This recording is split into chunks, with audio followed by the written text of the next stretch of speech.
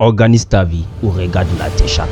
T'es-tu déjà retrouvé à la fin d'une journée et te dire quoi? Qu'ai-je fait avec ma journée? Qu'ai-je vraiment accompli? Parce qu'au fil de la journée, justement, tu avais le sentiment d'être occupé.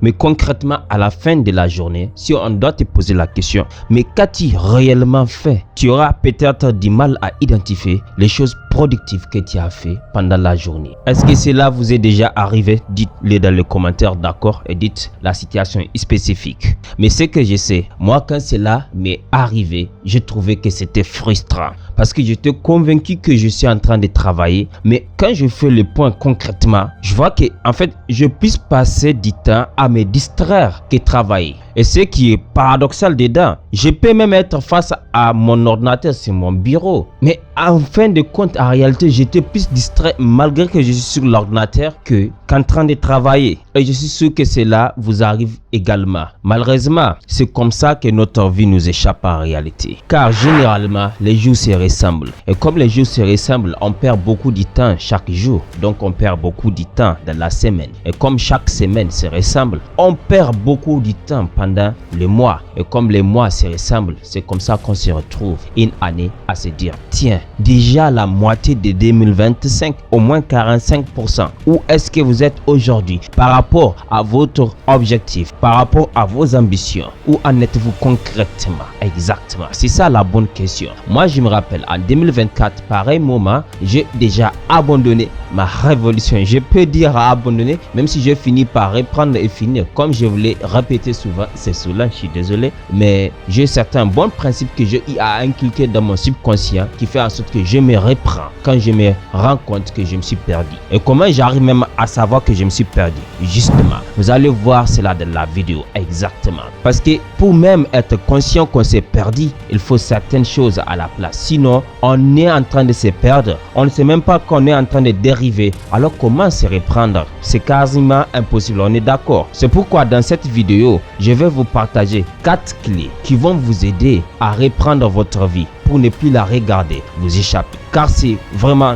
dommage. Surtout que je fais cette vidéo pour vous. Vous qui savez exactement ce que vous voulez. Ce n'est pas peut-être très clair. Je vais dire, cette vidéo n'est pas vraiment pour les gens qui ne savent pas ce qu'ils veulent dans la vie. Il y a d'autres vidéos que j'ai fait qui peuvent vous aider pour cela. Il y a également beaucoup d'autres vidéos sur YouTube que vous pouvez avoir un peu partout. Mais cette vidéo est spécifiquement faite pour vous qui vous êtes déjà lancé. Mais en réalité, vous êtes plus en train de vous distraire que faire les choses. Les choses vous échappent. En fait, en un mot, votre vie vous échappe. Et ce qui est frustrant dedans, c'est qu'on sait ce qu'on veut faire. Parce que quand on a commencé, on sait là où on est, on sait là où on veut aller et on sait ce qu'on doit faire souvent, même si ce n'est pas très clair, je répète une fois de plus, mais on sait ce qu'on doit faire. Et quand on fait le point, on se rend compte qu'en réalité, on ne fait pas ce qu'on est censé faire. Et quand on se rend compte qu'on ne fait pas ce qu'on est censé faire, c'est vraiment frustrant. Moi, je connais ce sentiment tellement bien, je l'ai vécu tellement de fois. D'ailleurs, j'ai même eu l'impression que j'ai perdu 3 ans. Or, c'est exagéré. Pendant ces 3 ans, j'ai fait beaucoup de choses, mais j'ai l'impression que j'ai perdu 3 ans parce que ces beaucoup de choses n'ont pas été exactement ce qui était planifié. Et pour vous dire, on ne peut pas tout planifier. J'ai déjà eu à rencontrer des gens qui disent, Adam,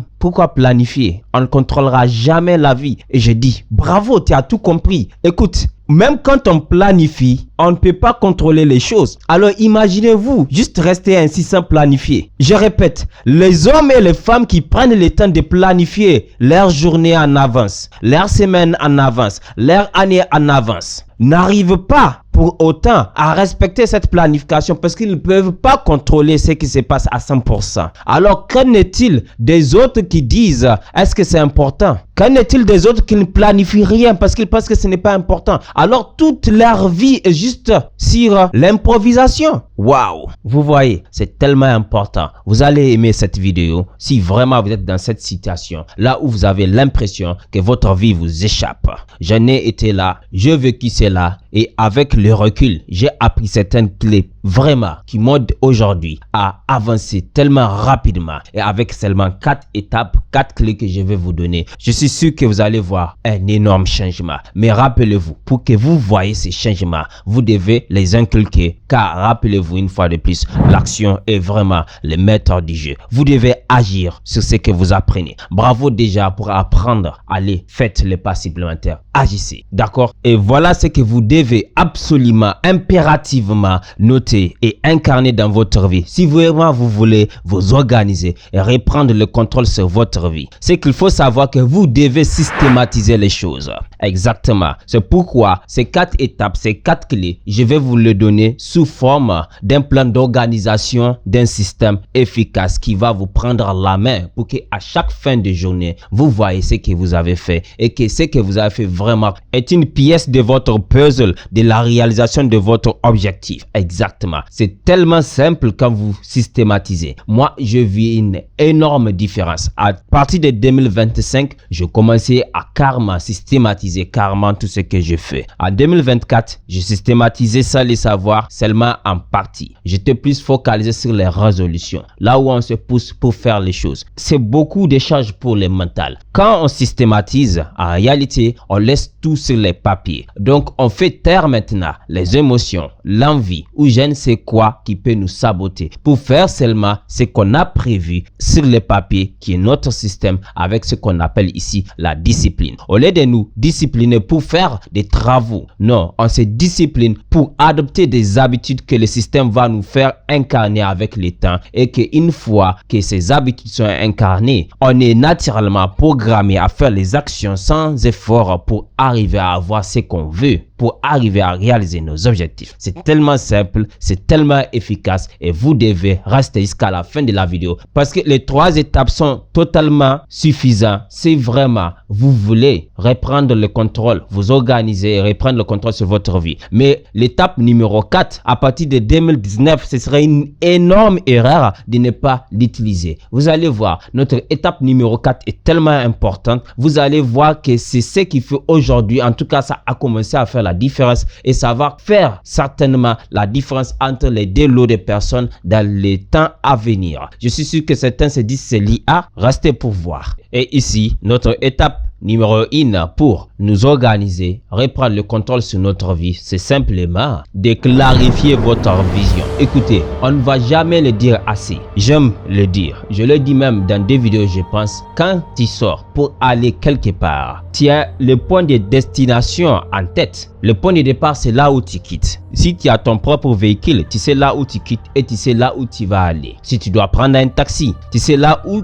tu quittes et tu sais ce que tu vas dire au taximan. Et curieusement, beaucoup d'entre nous sont en train de vivre la vie sans savoir là où on est premièrement. Parce qu'il faut déjà savoir là où on est pour savoir ce qu'on doit faire pour aller là où on veut aller. Je vais vous clarifier cela. C'est plus simple avec l'exemple que je vous ai donné. Écoutez, si vous avez votre véhicule et vous voulez aller à Koubia, mais vous ne savez pas là où vous êtes, peut-être que l'essence qu'il y a n'est pas suffisant. Peut-être que la voie que vous allez prendre n'est pas la bonne. Peut-être que ce n'est pas à Koubia que vous voulez aller. Vous voulez aller à la Mecque. Là, il vous faut un avion. Mais si vous ne savez pas là où vous êtes, vous ne pouvez pas savoir s'il vous faut un avion. Et si vous êtes juste à Jeddah, Jeddah est juste une des villes proches de la Mecque. Si vous êtes à Jeddah, vous n'avez pas besoin d'un avion. Vous avez besoin plutôt d'un bus qui va vous prendre pour aller au lieu du pèlerinage des musulmans que nous sommes. Tu me suis? C'est très simple. Donc, il te faut d'abord savoir là où tu es. Une fois que tu sais là où tu es, tu détermines là où tu veux aller. Là, tu peux voir clairement ce que tu dois faire. Tu me suis? C'est ça qui est capital. Parce que l'autre partie, je pense qu'on a compris cela. On doit savoir là où on veut aller. C'est ça la clarification de la vision.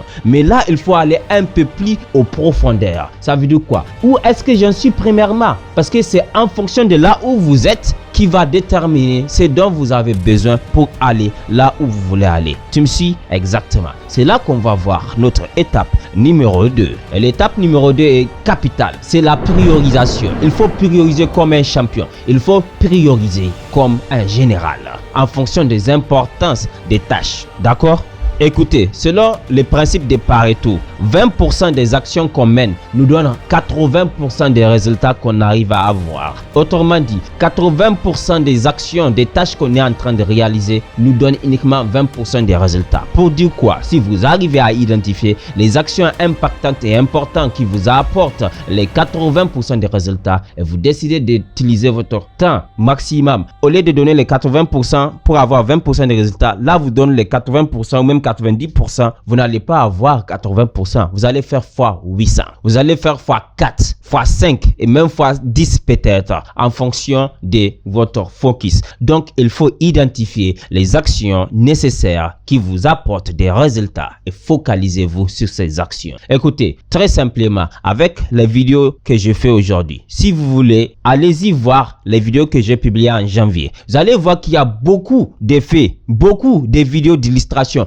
beaucoup de montages dedans. Mais avec le temps, je suis obligé de prioriser parce que ça me prenait beaucoup de temps. Il faut aller télécharger ça ici, modifier ça dans Photoshop, mettre ça ici pour les agencer, les mettre ici. Ça me prenait beaucoup d'efforts, beaucoup de temps. Alors, j'étais obligé d'utiliser la priorisation ici pour faire des vidéos de manière efficace sans que cela ne me prenne des temps énormes. Et samedi soir et dimanche uniquement, j'arrive quand même à faire 75% et souvent même 100% des vidéos que je dois partager. Et maintenant, la semaine est free pour que je me concentre sur mon travail initial parce que je ne suis pas à la base un créateur de contenu. Je suis en train de le devenir maintenant. Pour dire quoi? C'est parce que j'ai pris le temps de voir le nécessaire. Peut-être que vous ne vous êtes même pas rendu compte que j'ai éliminé 60% à 65% d'énergie que je mettais dans la création de vidéos. Pourtant, les vidéos que je fais aujourd'hui ont plus d'engagement auprès de vous que les vidéos que je faisais janvier. Pourquoi? Parce que je me suis posé les bonnes questions. Qu'est-ce que vous voulez? Voulez-vous voir des effets? Si vous voulez voir des effets, vous allez aller regarder des vidéastes de dessins animés ou des vidéastes qui ont beaucoup de moyens, qui ont investi dans des équipes, qui font des montages minutieux tellement captivants. Non, vous êtes là pour des informations utiles qui peuvent vous aider. Alors, j'ai décidé de me focaliser sur des vidéos avec des contenus de haute qualité qui vont non seulement vous prendre la main, mais également votre cœur. Parce que je ne vais pas vous dire il faut faire ça. Non, je vous dis voilà comment je le fais. Et je sais une chose qui est beau. Quand on arrive à voir l'exemple chez l'autre, on peut facilement s'imaginer également à le faire. Et ainsi, cela va vous donner ce qu'on appelle des réelles valeurs. Et vous allez revenir ou vous allez rester encore plus longtemps pour apprendre à avoir de la valeur. Parce que vous êtes là justement pour avoir la valeur qui peut vous aider à atteindre vos objectifs. On est d'accord? Donc, je me suis focalisé sur cela. Là, je vous ai donné un exemple sur la vidéo. C'est un peu partout dans ce que je fais. Parce que je suis en train de travailler avec un système, pas en train de travailler avec un objectif uniquement. Les systèmes, ça marche. Les objectifs, c'est bien, mais il faut aller aux profondeurs. Il faut avoir des systèmes. C'est ça notre étape numéro 2 pour finir par nous organiser à reprendre le contrôle sur notre vie. Alors là, on va voir l'étape numéro 3 qui est vraiment ce qu'il faut avec les deux autres pour finir par réaliser ce que vous voulez. Mais l'étape numéro 4, c'est beau. Vous allez voir pourquoi. L'étape numéro 3 consiste à structurer ton temps. Écoutez, on dit time management, la gestion du temps. Et les anglophones disent time is money. Et nous, on dit time is life. Nous, c'est qui? Nous qui sommes trop dans le développement personnel. Parce que l'argent, c'est bien. Time is money. Ça veut dire qu'on est en train de faire des échanges monétaires. Nous ici, vous et moi, je suis sûr que vous comprenez cela maintenant, même si vous ne le comprenez pas avant. Et si vous le comprenez déjà, tant mieux. Vous savez qu'aujourd'hui, on doit trouver un système pour séparer notre temps avec l'argent qu'on fait. Parce que si on a uniquement l'argent qu'on met notre temps, alors l'argent qu'on peut faire est limité. Mais si on trouve des systèmes, par exemple, je vous fais cette vidéo, au même moment, j'ai une équipe qui travaille pour moi sur un projet. Alors là, même si je suis là devant vous, cette équipe, si il a un résultat, les bénéfices, une partie est le mien et l'autre partie est divisée entre eux et l'autre partie est pour le gouvernement, pour les taxes, etc. Ça, c'est un exemple. Je n'ai pas cette équipe pour l'instant. Juste, c'est un exemple pour que vous voyez les choses. Quand tu investis dans des projets qui sont séparés à ton temps, même si tu dors, le projet continue à travailler. Tu réveilles, le résultat du projet est là. Tu vois, non? C'est ça, c'est comme ça on devient super riche. Parce que si ce projet t'apporte 2 millions par mois, multiplie ce projet par 10 types de projets de la façon que tu as 20 millions par mois. Et quand tu peux avoir 20 millions par mois, tu peux aller facilement à 100 types de ces projets. Je vais dire, il faut imaginer, il faut être plus fou. Pour dire quoi? Il faut apprendre à prioriser. Time is life ici. Et comment arriver à bien prioriser? C'est très simple. Je vous ai donné mon exemple dans des vidéos précédentes. Ce que moi j'ai divisé mon temps, c'est-à-dire mon année, en 4 grandes parties. Chaque 3 mois est comme une année pour moi, une micro-année que j'ai créée. Donc, vous avez votre objectif pour l'année. Vous identifiez ce que vous devez faire. Disons que ce que vous voulez réaliser, il faut 4 grandes tâches. 4 grandes tâches. Alors, vous les transformez ce qu'on appelle en anglais milestone. Donc, chaque milestone, milestone 1, milestone 2, milestone 3, milestone 4, c'est ce qu'il vous faut pour arriver à réaliser votre projet. Donc, chaque milestone vous lui donne maintenant, dans ma scénario, les 3 mois. C'est 3 mois. Je me focalise pas sur les 4 milestones. C'est 3 mois. Je me focalise uniquement sur le milestone numéro 1. Pourquoi? Parce que même si j'arrive à réaliser le milestone numéro 2, numéro 3, si le numéro 1 n'est pas fait, alors ce qui reste, c'est inutile. Pour que ça soit plus clair pour vous, ce n'est pas sur une année là, c'est pour quelques années. J'ai déjà créé mon agence, mais je me suis rendu compte que actuellement là où je suis, je n'ai pas les ressources nécessaires. J'ai des choix. Je peux aller voir des investisseurs pour qu'on travaille ensemble, ou je peux aller avec une autre stratégie différente. Et j'ai décidé d'aller avec l'autre stratégie différente pour des raisons personnelles, ok? Pour dire simplement, le milestone numéro 1 pour mon agence, il faut que je sois un freelancer à succès. Vraiment, le succès que je veux dans le freelancing, c'est que j'ai déterminé pour moi comme un succès. Ça va pas être différent pour une autre personne. Alors là, j'ai mon agence, c'est fait. Mais je ne mets pas d'effort sur mon agence. Pourquoi? C'est très simple. Ce n'est pas le plus important actuellement. Le plus important actuellement, c'est le freelancing. C'est le milestone 1. Exactement. Donc, quand vous arrivez à identifier la priorité, donc 1, 2, 3, 4, vous focalisez sur la première priorité, 100% focus. Et dans ces 3 mois, cette priorité également, vous allez trouver une façon de les scinder en plusieurs parties. Comment? À vous poser la question de ce que je dois faire pour arriver à les réaliser. Donc pour moi, par exemple, ce que je dois faire pour être un freelancer international à succès comme je le désire, c'est d'apprendre premièrement avec ceux qui l'ont fait avec moi. Deuxièmement, c'est d'être excellent dans mon domaine, incontournable. Troisièmement, c'est de savoir me marketer, me vendre. C'est pourquoi j'ai appris la vente et je suis continuellement dans des formations pour m'améliorer en vente. Quatrièmement, il faut aller sur le marché, dire hey, I am here, I can help you. Tu vois, je suis là, je peux t'aider, je sais faire ça. Ah, tu sais le faire pour vous. Et là, j'ai des projets que j'ai déjà fait pour te montrer que oui, je peux vraiment les faire. Alors, tu vas dire welcome. C'est juste en simplifié. J'espère que cela vous aide à voir exactement comment vous pouvez scinder les temps. Et c'est justement ça qu'on va appeler un système. Comment ça un système? Pour que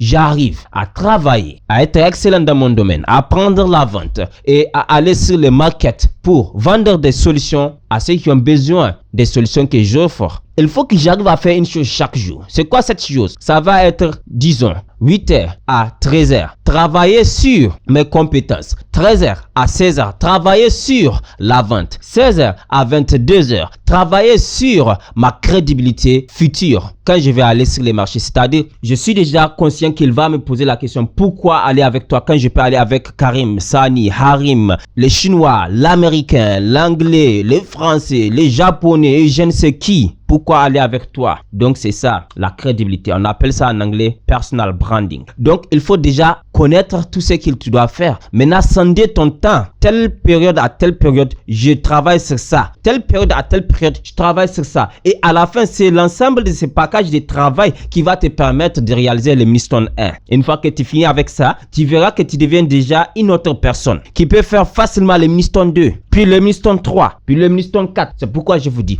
oubliez le court terme, oubliez la rapidité, oubliez l'impatience. Écoutez, pour moi qui suis croyant, Dieu dit dans son noble Coran, oh là là, Dieu est beau. Elle dit, bonne nouvelle aux patients. Alors, figurez-vous que les patients, ce n'est pas une question de bonne nouvelle uniquement de l'autre monde, nous qui croyons. Non, c'est ici pour commencer. Parce que quand tu es patient, on parle ici de la véritable patience, pas la patience passive. Il y a les deux types de patience, ok? Il y a ce qu'on appelle patience active.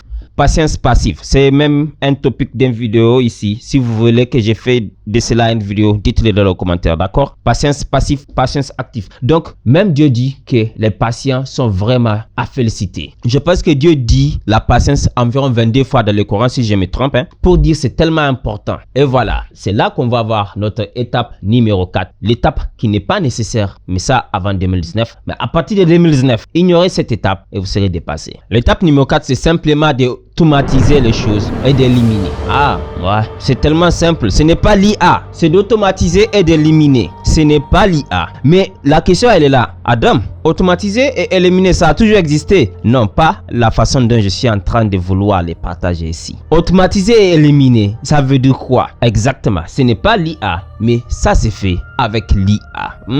C'est la même chose? Ouais, si on veut. Mais je vais dire très simplement, tout ce que vous faites, suivez, c'est tellement capital. Tout ce que vous faites aujourd'hui, peu importe votre domaine, tant que c'est quelque chose qui est fait avec la machine, l'ordinateur. Hey, même les manuels aujourd'hui, on arrive à faire les robots, on les donne l'intelligence artificielle et des capteurs. Regarde, les voitures, des voitures qui prenaient des jours pour être faits aujourd'hui, sont faits en quelques minutes. Pourquoi? Parce que ce ne sont plus des humains qui font les rassemblages. Ce sont des robots. L'autre prend, l'autre soude, l'autre passe. Des robots qui soudent, des robots qui font passer, des robots, tout est parfait en même temps. Mieux que quand c'est les humains qui les font. Ils ne se plaignent pas, ils ne se peignent pas, ils ne sont pas fatigués. Quand ils se chauffent, il y a même un système de refroidissement également que l'IA contrôle. Tu me suis? Peu importe ce que tu fais, l'IA le fait mieux que toi. Alors ce que je t'invite de faire ici, c'est de devenir un cyborg. Un cyborg sans que tu te colles quelque chose comme robotique. Non, non. C'est plutôt d'utiliser l'IA comme une extension de ton cerveau. Ça veut dire quoi? Très simplement, tu vas comprendre. Et si tu appliques ça, en un mois, si tu fais des formations, peu importe le domaine, actuellement, malheureusement, je n'ai pas commencé à faire des formations. Certainement, avec le temps, j'aurai le temps de commencer à faire des formations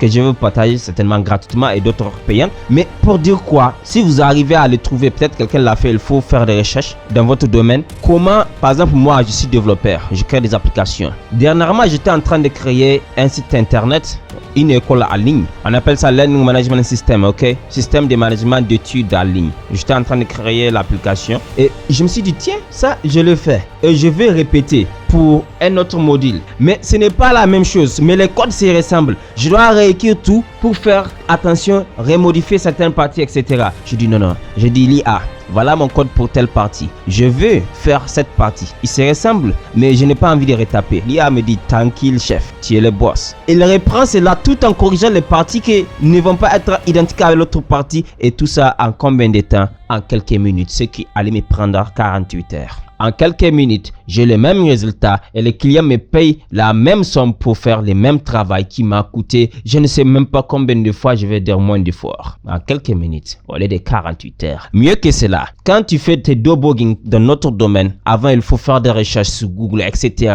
sur YouTube, il faut aller voir un autre expert. Tu prends le code, tu prends l'erreur, tu lui dis à l'IA, voilà mon erreur, voilà mon code, je n'arrive pas à identifier, tu dis, hey chef, tu as oublié point virgule ici, tu as oublié ça, en fait tu as fait ça, tu dois faire plutôt ça. Non seulement elle te dit là où se trouve l'erreur, elle te donne les ressources également pour corriger. Et elle te dit exactement pourquoi l'erreur est venue, pour que tu arrives à le comprendre, pour ne pas répéter les mêmes erreurs. Ça c'est dans mon domaine. Trouvez la façon pour vous dans votre domaine. N'ignore pas l'IA. Automatiser et éliminer. Éliminer quoi? Éliminer votre ego qui vous dit je ne veux pas utiliser l'IA. Éliminer quoi? On a vu ça avec l'étape 2, les tâches non utiles. Éliminer les répétitions qu'avant, vous ne pouvez pas vous permettre de les éliminer. Avant, malgré que les codes vont se ressembler, je suis obligé quand même de les retaper. Non, non, maintenant, j'élimine la perte de 48 heures. Et si c'était un plus grand projet, la perte d'une semaine ou de 2 semaines pour dire à l'IA de faire cela pour moi, mais seulement en quelques minutes.